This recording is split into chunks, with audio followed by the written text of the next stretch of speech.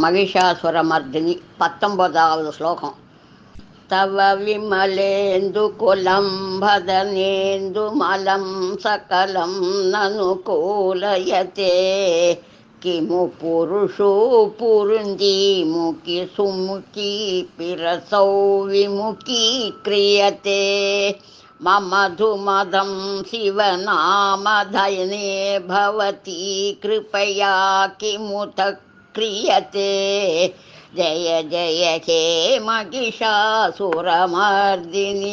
रम्यकपर्दिनि शैलसुते சந்திரன் இருளை போக்குவது போல் உன் பக்தர்களின் களங்கத்தை போக்க உன்னுடைய அந்த முகமே போதும்.